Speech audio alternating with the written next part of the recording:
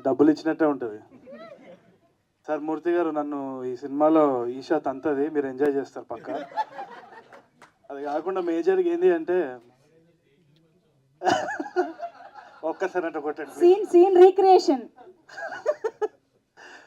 Okay, but జెన్యున్గా నాకు ఇది ఒక ప్యాషనెట్ ప్రాజెక్ట్ అనమాట. చాలా మందికి అదృష్టం ఉండాలి to act and to transport life. అంటే ఇప్పుడు బేసిక్ ఒక సినిమా జర్నీ ఎట్లుంటుందంటే మనకు ఒక అవకాశం దొరుకుతుంది ఇంకో లైఫ్ లివ్ చేయడానికి. అంటే ఆ కల్చర్ అనేది మనకు అర్థమవుతూ ఉంటుంది, కొత్త మనుషులను కలుస్తాం, డైలాగ్స్ కానీ ఆ క్యారెక్టర్లో we start living that character, వాళ్ళ ఇంట్లలో వాళ్ళ ఫ్యామిలీ ఫ్రెండ్స్ అంతా కూడా. సో ఒక ఆపర్చునిటీ ఇంకో లైఫ్ లివ్ చేయడానికి. సో నాకు ఆ ఆపర్చునిటీ కలిగించిన సృజన్కి అండ్ సజీవ్కి, all these wonderful people I work with, Vinod గారు అండ్ ధీరజ్ నిన్ను పొగుడతాను నేను లైఫ్లో అనుకోలే కానీ నందు, బ్రహ్మాజీ సార్ వస్తే ఆ వైబ్ వేరే ఉంటుంది. అండ్ తప్పకుండా బ్రహ్మాజీ సార్ అన్నారు కదా పేరు వస్తుంది ఈషాకి తరుణ్ కానీ, యాక్చువల్లీ ఫస్ట్ బ్రహ్మాజీ గారే టాప్. ఆయన వచ్చినప్పుడు అందరు విజిల్ కొడతారు. That's the way his character is అనమాట. చాలా బాగా చేసినారు అందరు కూడా. ఒకటి ఏంది అంటే మనం అర్థం చేసుకోవాల్సింది ఏంటి అంటే డెఫినెట్లీ ఒక కామెంట్ అయితే ఉంది, ఇది రీమేక్ మళ్ళీ ఎందుకు చూడాలి అన్నది. So let's address that first.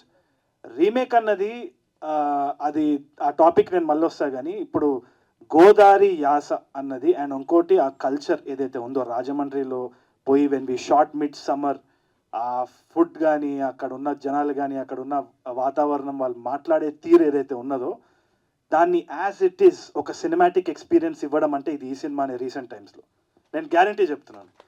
And అది మనము ట్రాన్స్పోర్ట్ చేస్తున్నాము చాలా మందికి. ఇప్పుడు నేను దానికి ఒకటే ఒక రీజన్ చెప్తున్నాను, why should we watch it అన్నప్పుడు, విజయం సూపరం పౌర్ణ్యనుమ ఏదో మలయాళం సినిమా వచ్చింది, మీకు తెలుసో తెలియదు. 100 రోజులు ఆడింది ఆ సినిమా. 100 రోజులు ఆడింది, ఎన్నో అవార్డ్స్ వచ్చింది. అక్కడ మలయాళం ప్రెస్ కానీ ఆడియన్స్ కానీ చాలా ఆదరించినారు ఆ సినిమాని. అది పెళ్లి చూపులు రీమేక్. సో ఒకటే చెప్తున్నా, ఇట్ డస్ నాట్ మ్యాటర్. దీంట్లో ఆనెస్టీ మీకు కనిపిస్తుంది, కనిపించకుంటే చూడకండి, నలుగురికి చెప్పండి చూడొద్దని చెప్పేసి, అంతే. అంతకంటే ఏం చేస్తాం. కొత్త టెక్నీషియన్స్ వచ్చినారు, we wanted to take a risk. దీంట్లో జెన్యున్గా ఎవరికి they came out of love. ఆ సినిమా అంటే ఇష్టము, ఈ క్యారెక్టర్ చేయాలని ఒక ప్యాషన్, అంత తప్పితే ఎటువంటి వేరే ఆలోచన లేకుండా. సృజన్కి కావాలంటే వేరే ఎవరో హీరో డేట్స్ తీసుకొని ఏదో ఒకటి చేయొచ్చు ప్రాఫిటబుల్గా, అంటే ఆన్ ద టేబుల్ ప్రాఫిట్స్ గురించి మాట్లాడుతున్నా. కానీ ఇంత రిస్క్ చేయడంలో ఎందుకు ఏముంది అంటే అది సినిమా చూసిన తర్వాత మీకు తప్పకుండా తెలుస్తుంది అనేసి నేను అనుకుంటున్నా. It's full of heart. So తప్పు జరిగే సమస్య లేదని నేను అనుకుంటున్నా. Apart from that I'd like to thank every one. మళ్ళీ ట్రైలర్ లాంచ్ అప్పుడు మాట్లాడుకుందాం.